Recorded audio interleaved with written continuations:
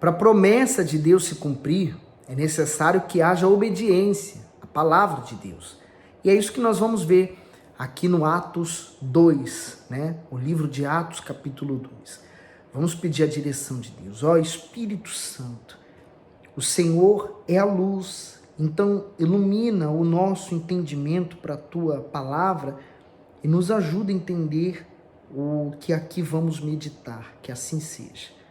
No versículo 1, e cumpriu-se o dia de Pentecostes, estavam todos concordemente no mesmo lugar. E de repente veio do céu um som, como de um vento veemente, impetuoso, e encheu toda a casa em que estavam assentados. E foram vistas por eles línguas repartidas como que de fogo, os quais pousaram sobre cada um deles. E todos foram cheios do Espírito Santo e começaram a falar noutras línguas, conforme o Espírito lhes concedia que falassem. Que dia maravilhoso! Primeiro, você precisa entender o que significava o dia de Pentecostes. O Bispo Macedo ensina. Ele diz: Pentecostes foi uma festa, foi uma das 3 festas anuais mais importantes dos judeus. Era celebrada no 50º dia após a Páscoa. O seu objetivo era agradecer e bendizer a Deus pelo recebimento da lei no Monte Sinai e pelas colheitas dos grãos, inclusive as primícias ou os primeiros frutos da terra. Eram apresentados a ele nessa festa. Foi exatamente nesse período que o Altíssimo escolheu para cumprir a sua promessa de derramar o Espírito Santo.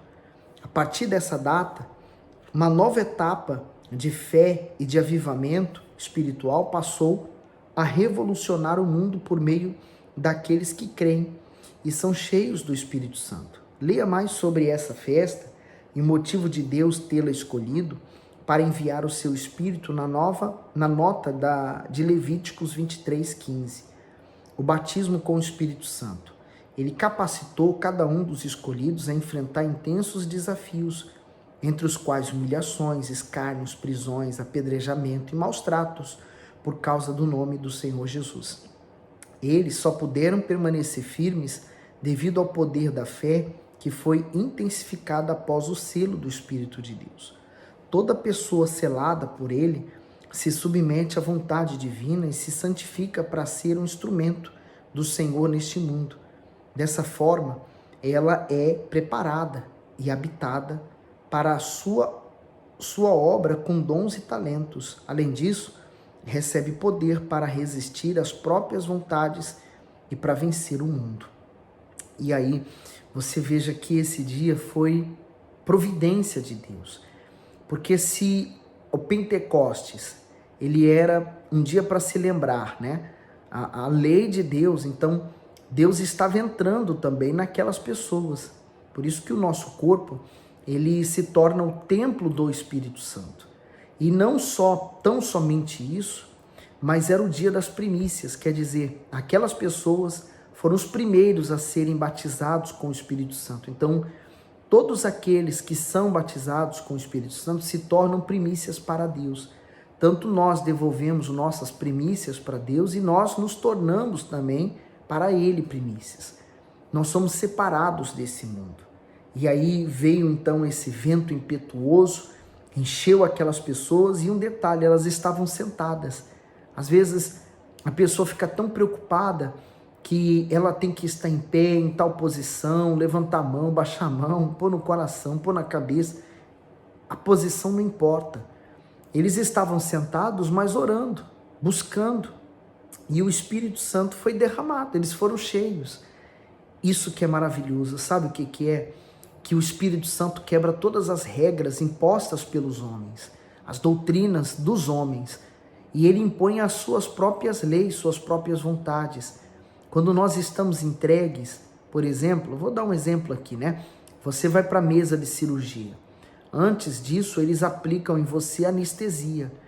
Naqueles momentos antes da anestesia, você pode pedir, olha, não quero mais, quero parar por aqui. Mas se você pega anestesia, né, ou se é aquela inalada, eles mandam você contar. Você começa 1, 2, 3, pronto, apaga. Ou se é aplicada a injeção, em instantes você você dorme. Assim é você. Quando se entrega para Deus, você é como se entregasse para Ele, tomasse uma anestesia e morresse nesse mundo.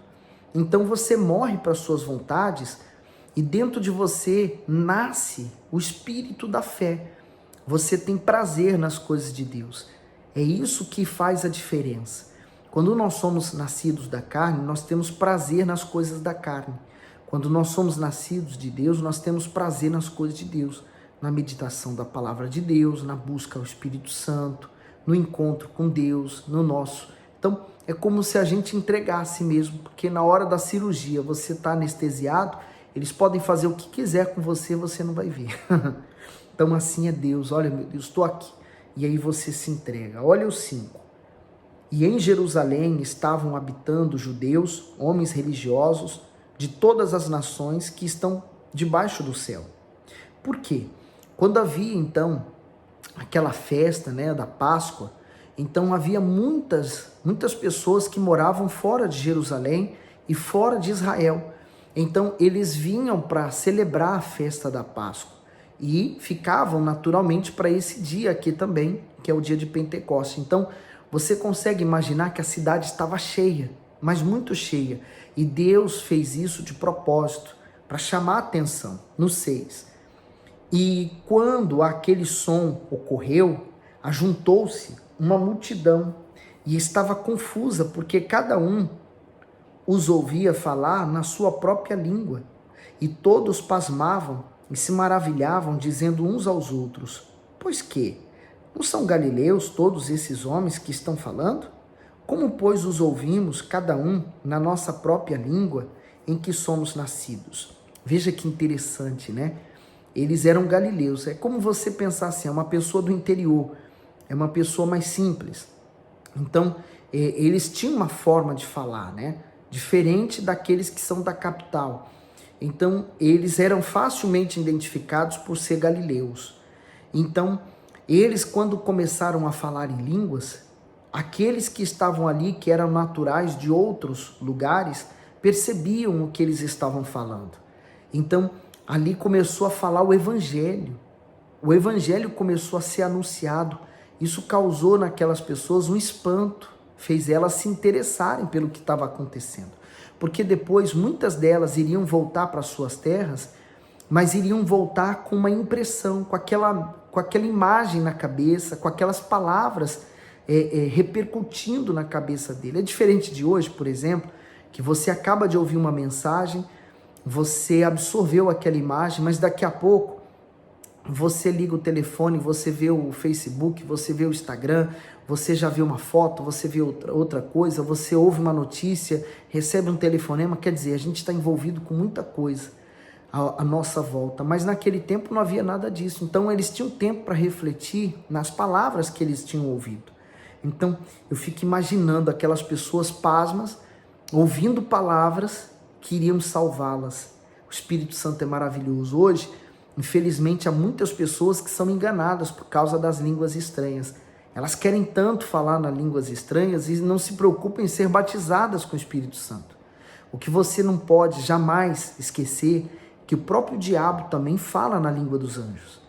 E a pessoa que está muito ansiosa por uma coisa e ela não se entregou, e às vezes ela até confunde o batismo que ela teve com o batismo com o Espírito Santo. Não deixa de ser um batismo com o Espírito, mas é o espírito do mal. Ela fala em línguas, aparenta até ser uma pessoa convertida, mas ainda existe um demônio na vida dela atuando livremente, porque agora ela pensa que é o Espírito Santo, já não combate o diabo. Então, você tem que ter o maior cuidado. A sua vida, a sua entrega, a sua obediência à palavra de Deus vai levar você a essa vida nova. Se você pensa assim, mas eu estou na igreja, eu já mudei muitos hábitos, mas você continua sendo a velha criatura de sempre, nada mudou, você está se esforçando para mudar. Você se esforça para ser aquilo que você não é de fato. Então não houve batismo. Na verdade, você está se enganando e você está abrindo uma porta, um precedente para o diabo entrar e falar em línguas, você pensar que está sendo batizada com o Espírito Santo. Olha o 7. E todos pasmavam e se maravilhavam, dizendo uns aos outros: pois que? Não são galileus todos esses homens que estão falando? Como, pois, os ouvimos, cada um na nossa própria língua, em que somos nascidos, pardos e medos, elamitas, e os que habitam na Mesopotâmia, Judéia, Capadócia, Ponto e Ásia, e Frígia, e Panfilha, Egito, e partes da Líbia junto a Cirene, e forasteiros romanos, tanto judeus como prosélitos, crenteces e árabes, todos nós temos ouvido em nossas próprias línguas falar das grandezas de Deus. Que maravilhoso! Eu fico aqui extasiado de olhar para isso aqui e ficar imaginando a obra de Deus, né? A como estava sendo feita naquele momento a obra do nosso Senhor. Tanta gente que estava ali ouvindo sem entender nada. Talvez aquelas pessoas não falassem a língua daquelas pessoas, mas naquele momento Deus deu poder a elas para falar na língua daquelas pessoas, para que elas pudessem entender também. O Senhor Jesus quer anunciar, quer espalhar essa palavra, a palavra do seu evangelho, as boas novas da salvação. Há quem pense que para o seu caso não há mais solução, que é fim da linha, acabou, não tem jeito, mas aqueles que se encontram com Jesus, eles têm um encontro com a oportunidade nova, nasce um novo dia para eles. E outros, zombando, diziam, estão cheios de mosto, quer dizer, eles estavam bebendo vinho, embriagados. Pedro, porém, pondo-se em pé com os 11, levantou a sua voz e disse-lhes, homens judeus, e todos os que habitam em Jerusalém, seja-vos isto notório e escutai as minhas palavras. Esses homens não estão embriagados, como vós pensais, sendo a 3ª hora do dia. Quer dizer, era meio-dia, essa hora aqui. Então, quer dizer, entre 9 e meio-dia, mais ou menos isso. É que eles dividem a hora, né? De 6 às 9, de 9 a meio-dia, de meio-dia às 3. Então, eles estavam ali todos reunidos e começou a se falar isso. Mas olha só, agora o apóstolo Pedro, né? Aqui ele está muito diferente agora. Tá vendo? O que o Espírito Santo faz? Por isso que a gente diz o seguinte, que o Espírito Santo, ele é uma fusão da nossa mente com a mente de Cristo. Então, aquilo que você não percebia, você passa a perceber. Aquilo que era obscurecido aos seus olhos espirituais, agora você vai ficar bem claro. Aquilo que você não lembrava da palavra de Deus, você vai passar a lembrar. Então, a sua mente se abre, porque agora você tem a mente do próprio Criador em você. Não é que você se torna um robô manipulado por Deus, não. Ele quer você livre, fazendo suas atitudes, tomando suas escolhas, mas também dirigido por Ele. É uma fusão da mente de Deus com a nossa. Então, olha só o que ele diz agora no 16. Mas isto é o que foi dito pelo profeta Joel. E nos últimos dias acontecerá, diz o Senhor, que do meu espírito derramarei sobre toda a carne, e os vossos filhos e as vossas filhas profetizarão, e os vossos jovens terão visões, e os vossos velhos sonharão sonhos. E também do meu espírito derramarei sobre os meus servos e sobre as minhas servas naqueles dias, e profetizarão. E farei aparecer prodígios em cima no céu, e sinais embaixo na terra, sangue, fogo e vapor de fumo. O sol se converterá em trevas e a lua em sangue, antes de chegar o grande e glorioso dia do Senhor.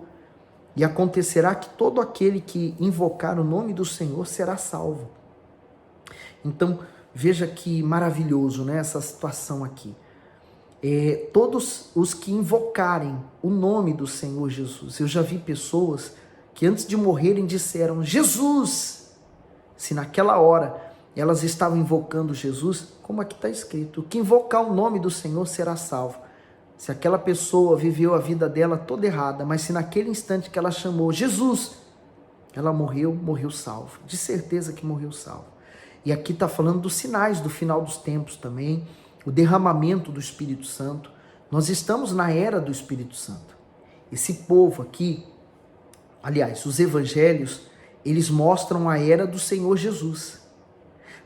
antes do Senhor Jesus, então o Velho Testamento é a era do Deus Pai. Então nós já estamos na última era. Nesse momento tem o Deus Pai no seu trono, à direita está o Deus Filho, e o outro lado, o esquerdo, está vazio, porque ele pertence ao Deus Espírito Santo. Porque nesse momento, quem está operando na terra é o Deus Espírito Santo, impedindo que o diabo faça coisas piores do que já tem feito. Então você imagina, quando a igreja for arrebatada e o Espírito Santo vai ser retirado junto com a igreja, imagine como é que vai ficar esse mundo. Se hoje está como está, a situação está assim, né? Imagine como vai ficar a terra depois que o Espírito Santo for retirado. Olha o 22. Homens israelitas, escutai essas palavras. A Jesus Nazareno, homem aprovado por Deus entre vós, com maravilhas, prodígios e sinais, que Deus por ele fez no meio de vós, como vós mesmos bem sabeis.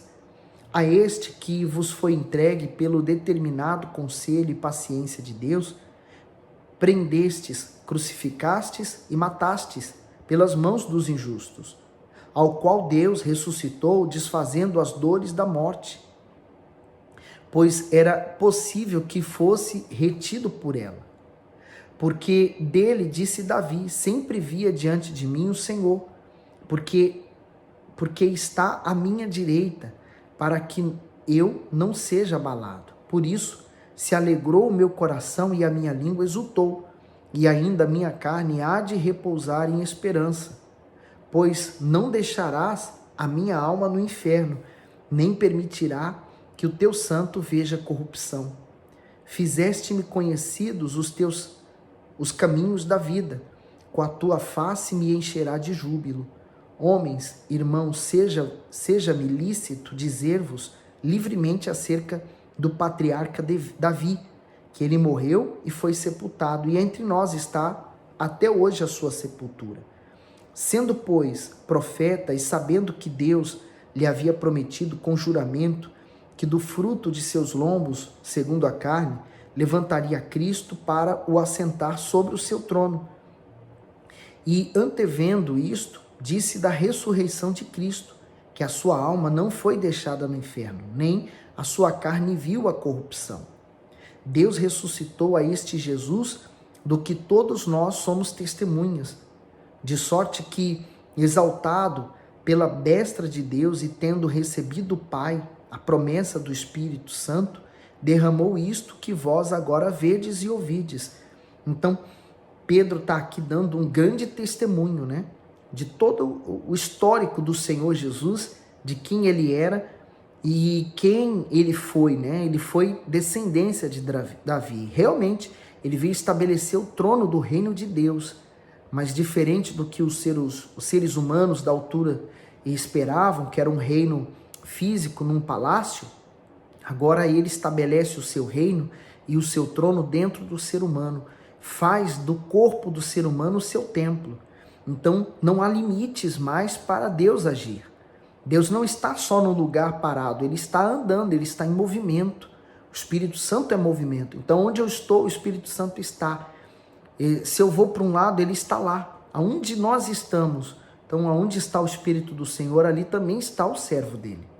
Aí diz assim: porque Davi não subiu aos céus, mas ele próprio diz: disse o Senhor ao meu Senhor, assenta-te à minha direita, até que eu ponha os meus inimigos por escabelo de teus pés. Saiba, pois, com certeza toda a casa de Israel, que a esse Jesus a quem vós crucificastes, Deus o fez Senhor e Cristo. E ouvindo eles isto, compungiram-se em seu coração e perguntaram a Pedro e aos demais apóstolos: que faremos, homens irmãos? E disse-lhes Pedro: arrependei-vos e cada um de vós seja batizado em nome de Jesus Cristo, em remissão de pecados, e recebereis o dom do Espírito Santo. O bispo Macedo diz assim: arrependei-vos. Foi a resposta de Pedro para o questionamento da multidão. Arrependimento significa mudança de pensamento e de atitude em relação ao pecado, ao mundo, a Deus, às pessoas e a si mesmo. O arrependimento nasce no fundo da alma e se expressa por meio de um total uma total transformação no comportamento, na direção, nas palavras e nas ações. Se há pesar pelo pecado, mas não há mudança de atitude em relação a ele, então o arrependimento não passou de um simples remorso. E aí a gente lembra de João Batista, né? O discurso de João Batista, o discurso do Senhor Jesus era também este: arrependei-vos. O arrependimento, ele vem do reconhecimento, né? Quando nós reconhecemos o nosso estado, a nossa condição diante de Deus, o que nos leva também a uma conversão, a uma transformação. Agora o lado B. Cada um de vós seja batizado. Além do abandonarem seus pecados, aquelas pessoas deveriam se batizar nas águas. O batismo é a prova real do arrependimento e do desejo de mudança. Muitos dizem crer em Deus, mas não mostram disposição para descer as águas batismais. Alegam que não estão preparados ou que estão aguardando um sinal. Mas não há sinal maior que a própria fé. Aquele que realmente está decidido a abandonar a vida pecaminosa não teme se entregar verdadeiramente a Deus. O batismo é uma confissão pública de que houve de fato arrependimento e fé na palavra de Deus. O batismo dá ao novo convertido condições para viver em novidade de vida.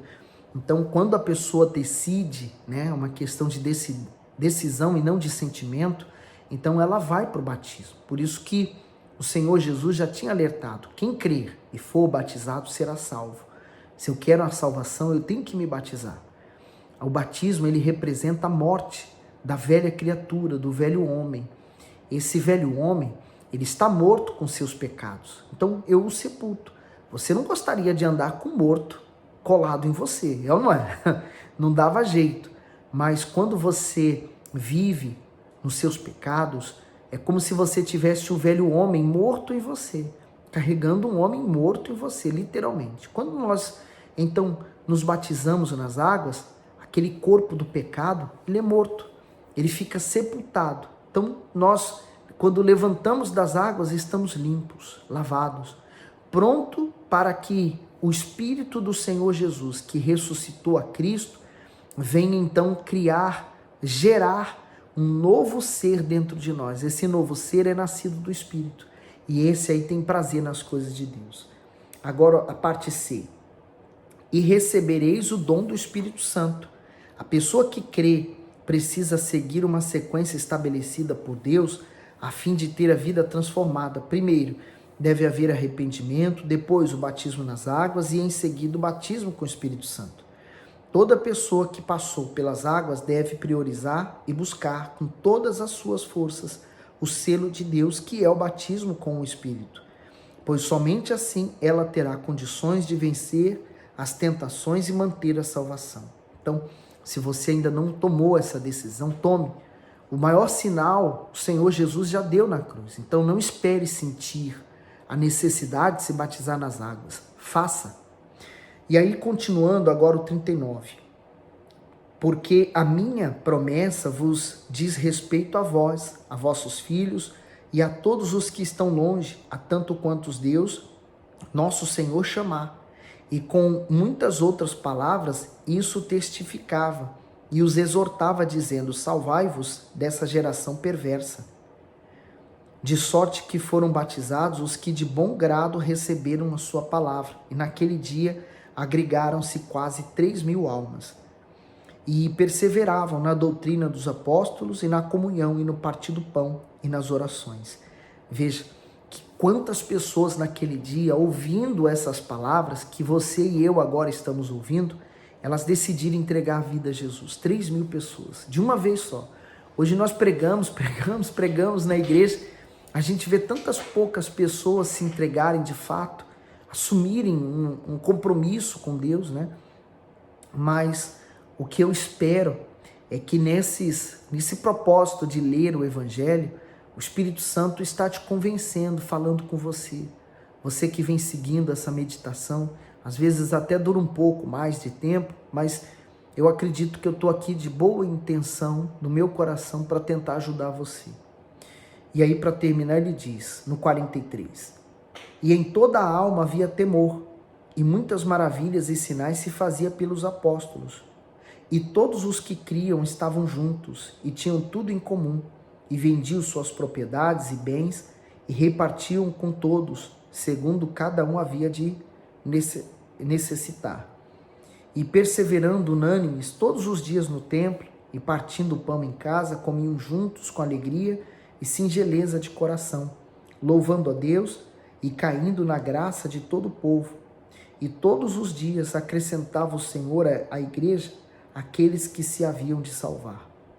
Então, quer dizer, havia temor. O temor do Senhor estava sobre aqueles que faziam parte dessa igreja primitiva. E ali começou, né, a igreja do Senhor Jesus, a real igreja, né? A igreja que nós não podemos deixar de ser. É essa fé que Deus espera de nós, continuarmos no temor ao Senhor, no respeito às autoridades que Deus instituiu na igreja, manter a nossa fé acima de tudo. Que o Espírito Santo continue falando com você através dessas palavras. Então, ao invés de você agora buscar outras informações, reflita em tudo que você leu e ouviu aqui hoje, tá bom? Deus ilumine e continue abençoando você.